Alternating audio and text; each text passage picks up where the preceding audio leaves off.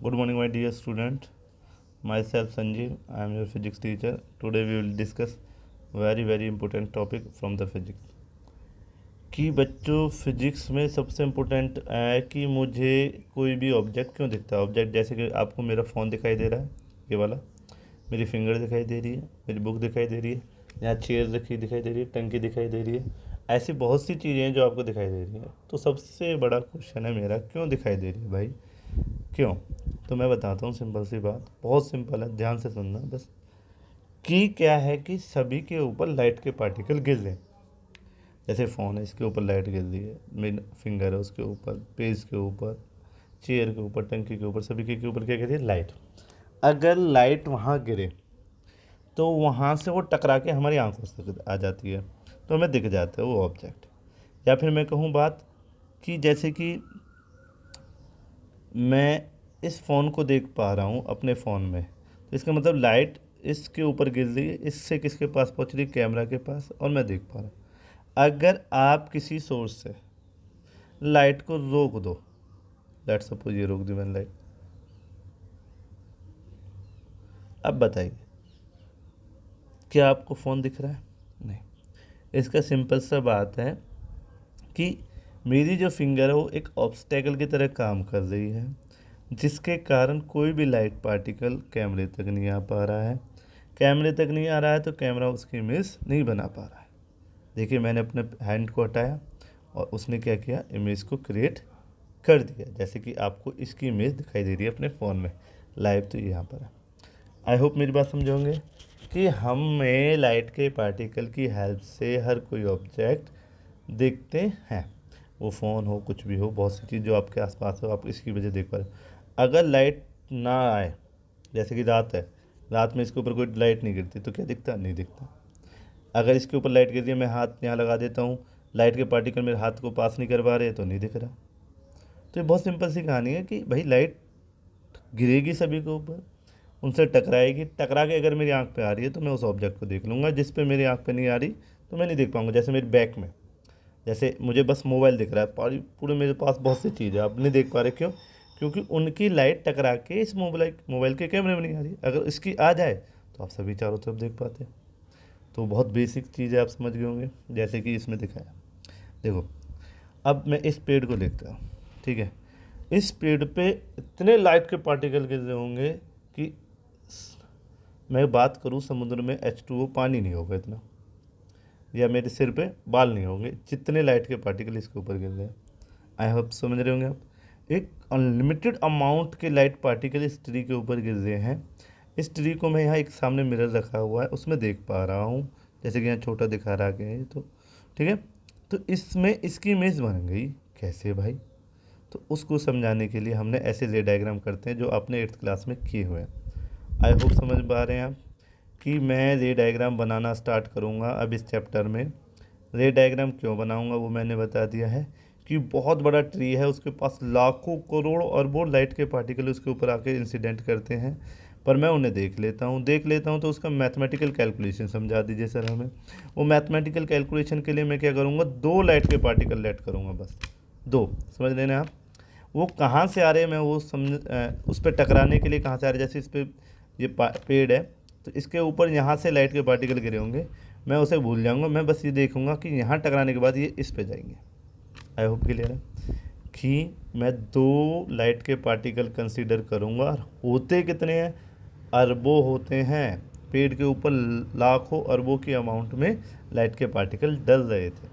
क्या एक छोटी सी बात समझ में आ गई है आपको? जैसे मैंने यहाँ इसके लिए लिया, इन्फिनिटी के लिए 2 लाइट पार्टिकल, तो बहुत छोटी सी बात है। आई होप आप लोगों को समझ में आ गई होगी।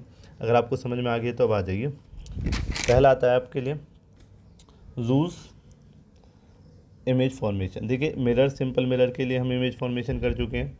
अब हम बात करेंगे छोटी नोटी जो हमारी शेप दिखती है, जैसे किसी मिरर में आप मोटे दिख रहे हो, किसी में छोटे दिख रहे हो, जो लास्ट कल की वीडियो में बात की थी, वो कौन कौन से मिरर में पॉसिबल होती है? कनकेव और कन्वेक्स। Very good. तो आप यहाँ तक समझ गए। ऐसे बनते हैं, चुटकियों में सिखा दूंगा मैं, ऐसे चुटकियों में, बस 4 बातें याद रखनी है, समझ रहे हैं ना? जैसे 2 और 2 कितने होते हैं? 4। कैसे पता चला? कैलकुलेशन कर रहा है सर। सर 2 मल्टीप्लाई विथ 3 कितने होते हैं? 6। कैसे पता चला? सर मल्टीप्लिकेशन है। 4/2 कितना होता है 2। हर किसी का रिजल्ट अलग है, बस आपको मल्टीप्लिकेशन डिवीजन और उनके रूल्स पता है तो आप कर लेते हो। तो आई होप मेरी बात समझ रहे होंगे आप। चुटकियों में मैं ये डायग्राम सिखा दूंगा, बस आपको 4 रूल आने चाहिए। आई होप मेरी बात समझ गए होंगे आप। 4 रूल। लाखों करोड़ों पार्टिकल लाइट के मेरे ऑब्जेक्ट पे गिरते हैं, मैं कितने लूँगा हमेशा? 2। आई होप ये भी बात भी समझ में आ गई। जैसे कि तो अब स्टार्ट करते हो। 4 रूल क्या हो जो आपको आने चाहिए, ठीक है ना। जैसे एडिशन में मल्टीप्लिकेशन डिवीजन सब्ट्रैक्शन सभी में आप लोगों को पता है, कुछ रूल्स होते हैं उन्हें फॉलो करते हैं, आप कैलकुलेशन ले लेते हैं। तो ऐसे ही इस रे डायग्राम के लिए आपको 4 रूल्स आने चाहिए। तो लेट्स स्टार्ट 4 रूल्स। पहला रूल कहता है, मान लीजिए लाइट का पार्टिकल उस ऑब्जेक्ट पे गिरा और टकराने के बाद जो मेरा ये मिरर है इसके प्रिंसिपल एक्सिस के साथ साथ आ रहा है। ये जो सीधी लाइन होती है इसका नाम क्या है? तो आई होप प्रिंसिपल एक्सिस की लाइन का आपको पहले भी क्लियर हो गया होगा कि ये जो सीधी लाइन जाती है इसे प्रिंसिपल एक्सिस कहते हैं। तो मैं कहता हूँ कोई भी लाइट पार्टिकल मेरे ऑब्जेक्ट पे गिरा था और इस लाइन के सीधे सीधे पैरेलल में आ रहा है, जैसे कि इंसिडेंट रे से मैं दिखा रहा हूँ जो आने वाली लाइट है, तो इस वाले पाथ को इंसिडेंट रे कहते हैं। अगर ये इस वाले मिरर पे डले जिसका नाम क्या है कनकेव, जिसमें अपर्चर बाहर की तरफ, मतलब जो पॉलिश है वो बाहर की तरफ होगी, इधर से आप देख रहे होंगे उसे, इधर से आप देख रहे होंगे तो आपको दिखाई देगा क्या कि जो उस पर मिरर की एक एक बॉल की तरह एक पार्टिकल आया होगा, वो टकराने के बाद पैरेलल प्रिंसिपल एक्सिस का कहाँ से जाएगा? फोकस से। आई होप समझे होंगे। जो पैरेलल आएगी वो कहाँ से पास करेगी? फोकस से। अब इसको देख लेते कन्वेक्स मिरर के लिए। तो कन्वेक्स के लिए भी मैं पैरेलल लेके आया लाइन, जैसे इसके लेके आया था। अब इसमें क्या है कि इस साइड लगी है पॉलिश, तो सीधी सी बात है मिरर के अगर दूसरी साइड पॉलिश लगी है तो लाइट तो जा नहीं सकती, समझ रहे ना। मिरर पे अगर पॉलिश की गई है कि आज साइड में से मिरर के आर पार देखा जा सकता है? नहीं। तो इससे क्या समझ में आता है आपको कि ये लाइट का पार्टिकल रियलिटी में तो बाउंस बैक कर जाएगा, कर गया जी। अब ये कैसे बाउंस बैक करेगा? ये ऐसे बाउंस बैक करेगा कि रूल कहता है जब कभी भी कोई लाइट पैरेलल होती है तो कहाँ से निकलती है? फोकस से। तो ये रूल कहता है कि ये लाइट आई थी, टकराई थी, ये तो चली गई, बट इसका जो डॉटेड लाइन है वो कहाँ से जानी चाहिए? फोकस से, ताकि मैं कह सकूँ कि जो कभी भी लाइट पैरेलल होती है वो कहाँ से जाती है? फोकस से। पहला रूल क्लियर हुआ। जब कभी भी पैरेलल होगी लाइट कहाँ से जाएगी? फोकस से। राजी राजी जैसे कि इसमें जा रहा है, वरना गैर राजी जैसे कि ये तो रियलिटी में चली गई थी पर डॉटेड में हम ले आए। ओके, अब नेक्स्ट रूल की बात करता हूँ। अगर मान लीजिए सेंटर ऑफ कर्वेचर पे कोई लाइट आ रही है तो वापसी कहाँ हो जाएगी? सेंटर ऑफ कर्वेचर पे। जैसे इस पर जो लाइट आई वापसी कहाँ होगी? Centre of curvature. यहाँ मैंने डॉटेड से दिखाया क्योंकि अपर्चर को तो पार ही नहीं कर सकती। इसमें से पेज में से क्या लाइट का पार्टिकल पार कर सकता है? नहीं, नहीं कर सकता। तो नहीं कर सकता, तो यहाँ जो भी चीज़ है वो आपको दिखाई दे रही है, पीछे वाली नहीं दिखाई दे रही। तो ये बेसिक से रूल समझ में आया होगा आपको। अब बात करते हैं सर ऐसा क्यों हुआ, क्यों बाउंस वापसी हुई। मैं उसे समझाता हूँ कि एक सिंपल सा कॉन्सेप्ट है। अगर कोई लाइट, जैसे कि देखिए इस वीडियो को देखिए, दिखाई दे रहा है आपको बॉल क्या हो रही है कि उसी पाथ पे रिटर्न हो जाती है। देखिए अब ध्यान से देखना आप, देखिए देखिए बॉल वापसी जा रही है, मतलब 90 डिग्री आएगी, बॉल 90 डिग्री आएगी, टप्पा खा के चली जाएगी वो रिटर्न। अगर बॉल आएगी टेढ़ी ऐसे आई बॉल, तो टप्पा खा के कैसे जाएगी? ऐसे। सभी को पता है ये बेसिक चीज़ है। तो इनसे एक बात समझ में आती है कि अगर बॉल ऐसे आए, मतलब धरती के ऊपर 90 डिग्री का एंगल डाल दी होगी तो वापसी आएगी आएगी। अगर धरती पे किसी एंगल से आई है तो टकरा के जिस एंगल से आएगी तो उसी एंगल से चली जाएगी। तो इसका मतलब आके जाने में एक नॉर्मल क्रिएट करते हैं मैथ्स में हम, जो मैंने पहले भी बताया था आपको। ये नॉर्मल डिसाइड करेगा कौन कहाँ जाएगा। तो इस इनमें कौन नॉर्मल डिसाइड करता है? पहले इंपॉर्टेंट क्वेश्चन, सबसे इंपॉर्टेंट क्वेश्चन है कि इनमें नॉर्मल कौन डिसाइड करेगा सर। तो सिंपल सी बात बता दूँ, सेंटर ऑफ कर्वेचर से एक लाइन निकाल लेना और जहाँ लाइट टकरा रही है वहाँ मिला देना, वो क्या होगा? क्या होगा वो? नॉर्मल। Very good. जैसे मैंने 2 नॉर्मल दिखाए हैं, सेंटर ऑफ कर्वेचर से उस पॉइंट को मिला दीजिए तो क्या मिल जाएगा? नॉर्मल।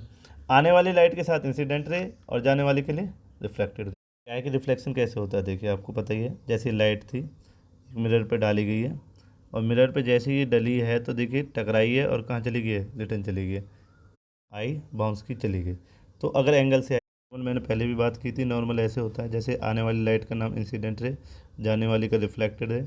नॉर्मल ये रहा, ये कैलकुलेशन के लिए आता है, इसमें इंसिडेंट रे और रिफ्लेक्टेड बनाते हैं। ये बेसिकली आपने यहाँ सुना था, यहीं से रिफ्लेक्शन स्टार्ट हुआ है। ये प्लेन मिरर है। आज थोड़ा सा मिरर क्या किया आपने? दबा के घुमा दिया, जैसे कि ऐसे बना दिया या फिर ऐसे बना दिया। तो ऐसे वाले मिरर में भी सेंटर ऑफ कर्वेचर से नॉर्मल आया, इस वाले में भी सेंटर ऑफ कर्वेचर से नॉर्मल आया। तो मेरा कहने का मतलब है कि भाई साहब नॉर्मल को वहाँ मिला दीजिए जहाँ पर लाइट टकराई है, तो आपको पता चल जाए, सॉरी सेंटर ऑफ कर्वेचर को वहाँ मिला दीजिए जहाँ पर लाइट टकराई है, तो आपको नॉर्मल मिल जाएगा। ये अक्सर क्वेश्चन पूछा गया है कि पैरेलल लाइन ड्रॉ कर दीजिए, या तो इसकी पूछी जाती है ज़्यादातर, और उसमें नॉर्मल भी दिखाइए, इंसिडेंट और रिफ्रैक्टेड।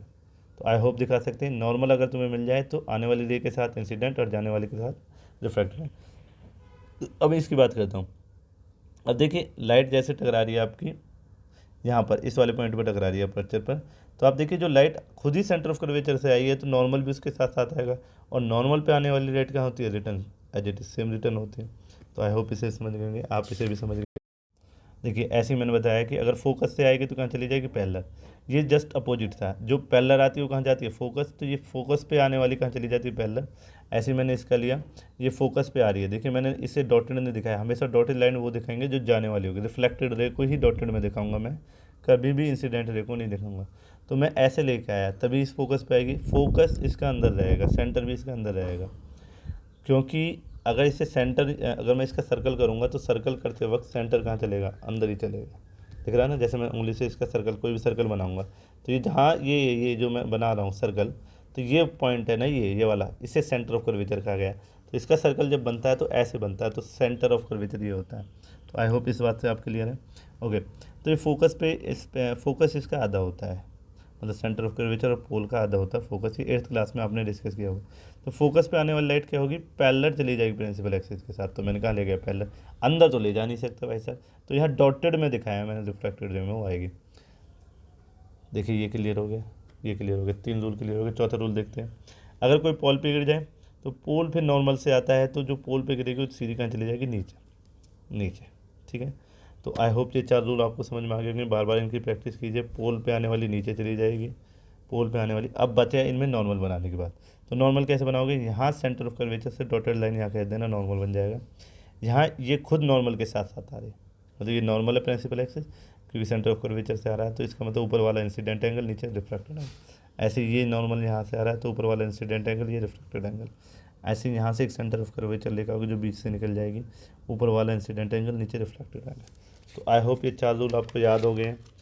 मैं दोबारा से रिवाइज कर देता हूँ। जो पैरेलल आएगी प्रिंसिपल एक्सिस फोकस से जाएगी, जो सेंटर ऑफ कर्वेचर पे आएगी वो सेंटर ऑफ कर्वेचर से निकल जाएगी, जो फोकस से आएगी वो पैरेलल हो जाएगी, और जो पोल पे आएगी वो सीधी नीचे चली जाएगी। आई होप क्लियर है। ओके, अब बात करते हैं इनको लेकर। जो फर्स्ट क्वेश्चन है उसमें पूछा ड्रॉ द रे diagram of each reflection of concave mirror, जो कि यहाँ पर इसमें समझाया गया है, ये समझा रहे हैं, ठीक है ना। और अपर्चर को पार नहीं करती ये लाइट, आपको उसको खुद समझना पड़ेगा, इसमें कोई कुछ नहीं आपकी हेल्प कर सकता, ठीक है। तो ये यहाँ पर समझा रहा है, ये क्वेश्चन फर्स्ट है, ऐसी क्वेश्चन नंबर सेकंड है। ये सारे क्वेश्चनों के नीचे आंसर लिखे गए हैं, जो कि 2 क्वेश्चन है, जो कि मैंने ऑलरेडी नोट्स में करा दिए, आपको ये वाले करने हैं। I hope clear. इनमें नॉर्मल नहीं बनाया मैंने, आप लोग बनाओगे, इंसिडेंट एंगल आप लोग बनाओगे जिनमें नहीं बनाया। तो पहला क्वेश्चन, 2 क्वेश्चन कंप्लीट हो गए आपके। अब आते रिलेशन ऑफ कनकेव, ये भी सेम ही क्वेश्चन है। अब आते रिलेशन बिटवीन द, तो आपको याद करना पड़ेगा रेडियस हमेशा 2f का इक्वल होगा, ठीक है ना, मतलब फोकस हाफ ऑफ रेडियस होगा। मतलब जो ये फोकस दिखाई दे रहा है ना आपको, ये फोकस, ये यहाँ से लेकर यहाँ तक रेडियस है, सी से पी, सी से पी को आधा काट दोगे तो कहाँ पहुँचोगे, हमेशा फोकस पे। तो आई होप आप लोग समझ रहे हैं। तो ये कैलकुलेशन होती है 2f, इसकी कैलकुलेशन आपको इससे आगे दिखाई गई है, आप लोग कर लोगे, ठीक है ना। बात करते हैं आगे, principal focus of concave mirror. तो वो कैसे होता है देखिए, उसे भी देख लेते हैं। अभी अपने 8th क्लास में किया कि सभी लाइन अगर पैरेलल आएंगी तो सभी बाउंस होकर वापसी चली जाएंगी, बट डॉटेड में कहाँ मिला देंगे हम, फोकस पे, क्योंकि रूल कहता है जो भी पैरेलल होगी कहाँ आएगी, फोकस पे। आई होप ये क्लियर है आपको।